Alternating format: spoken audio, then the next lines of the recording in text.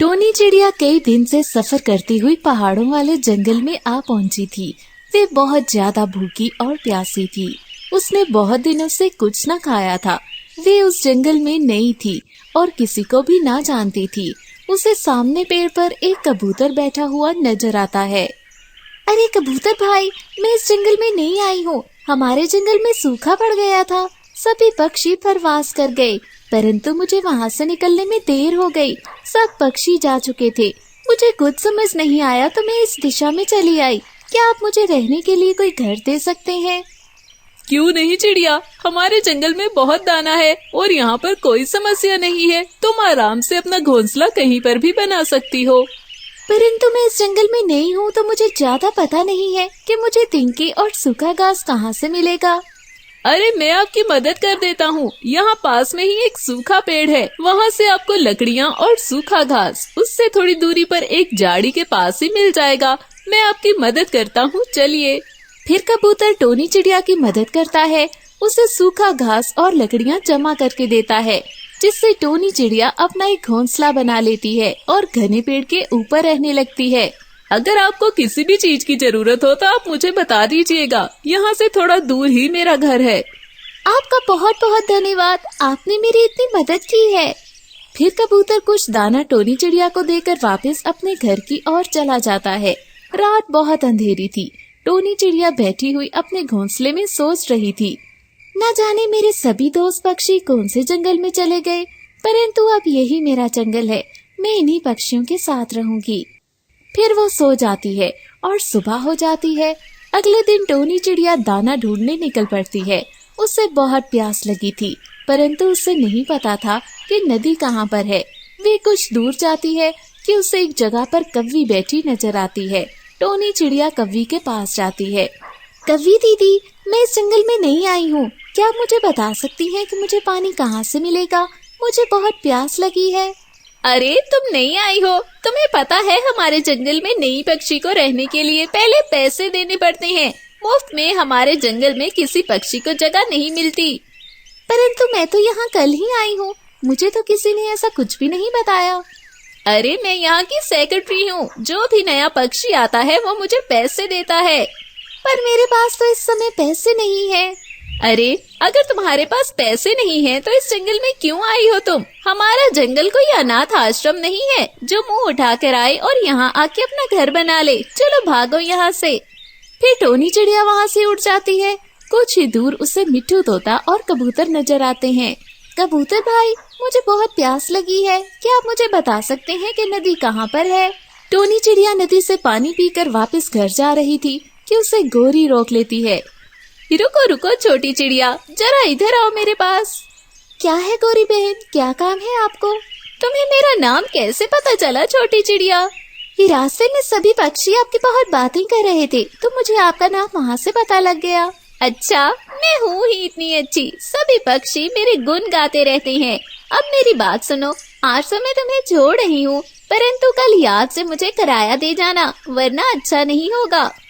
गोरी कवि की बात सुनकर टोनी चिड़िया खामोश हो जाती है। वे कुछ भी नहीं कहती और वापस अपने घर को चल देती है।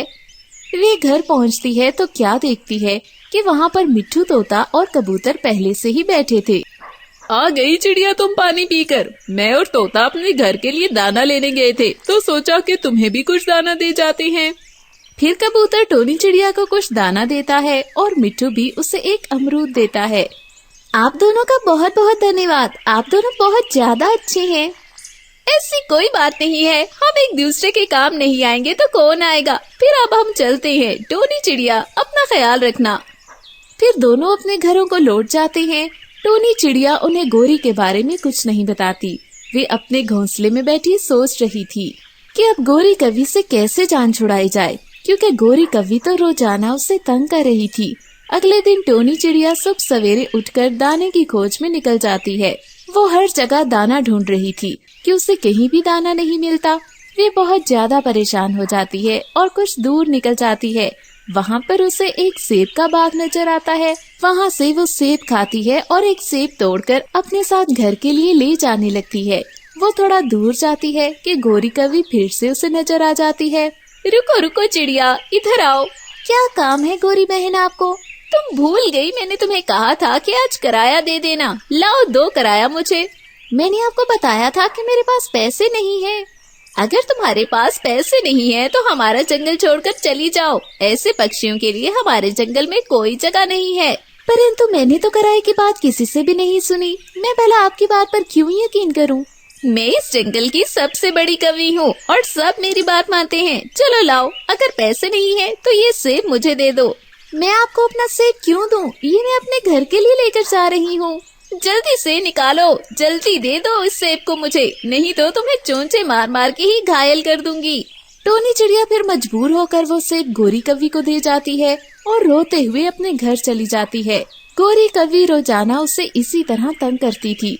रोज जब टोनी चिड़िया दाना लेने जाती तो गोरी कवि रास्ते में खड़ी हो जाती और उसे बहुत तंग करती। उसका भोजन भी इससे छीन लिया करती थी। टोनी चिड़िया अब बहुत ज्यादा परेशान हो चुकी थी। एक दिन टोनी चिड़िया बैठकर सोच रही होती है, कहाँ फंस गई हूँ मैं? कैसे जंगल में आ गई हूँ? यहाँ तो इस गोरी कवि ने तो मेरा जीना हराम किया हुआ है। अब मैं क्या करूँ? कहाँ जाऊँ और किससे मदद मांगूं?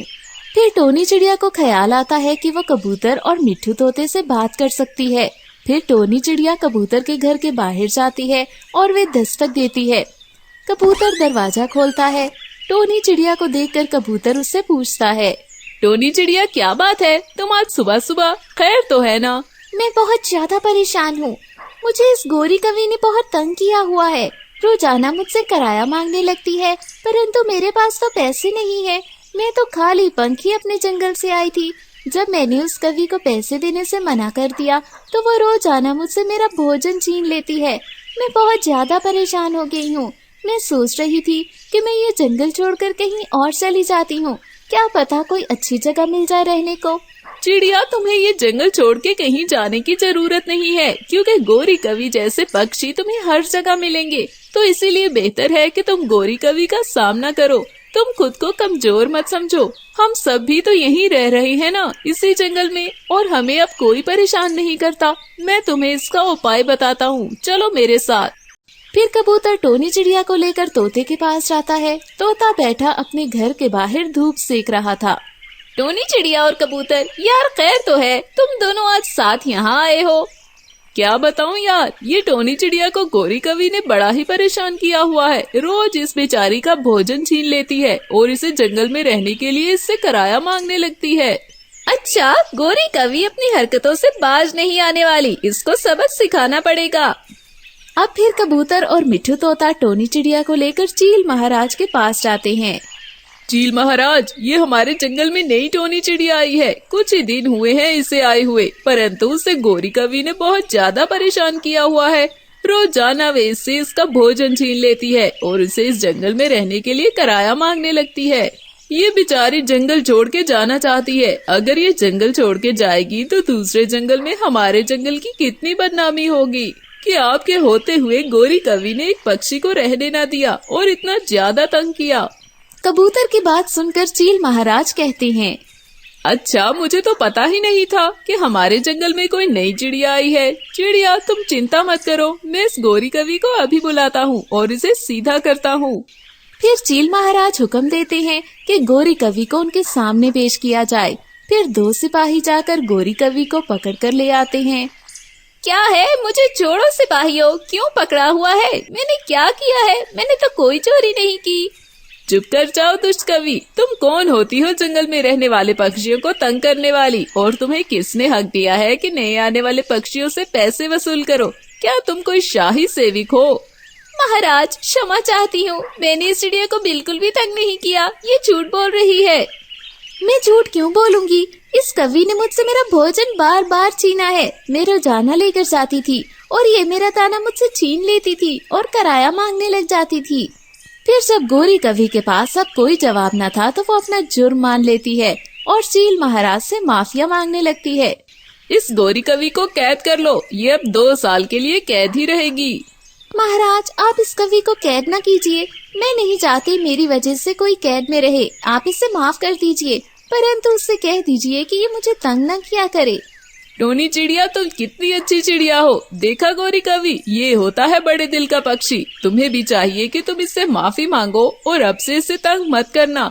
वरना मैं तुम्हें उम्र कैद के लिए इस पिंजरे में डाल दूंगा। फिर गोरी कौवी टोनी चिड़िया से माफी मांगकर वहाँ से 9-2-11 हो जाती है और दोबारा कभी टोनी चिड़िया के रास्ते में नहीं आती और टोनी हंसी खुशी रहने लगती है।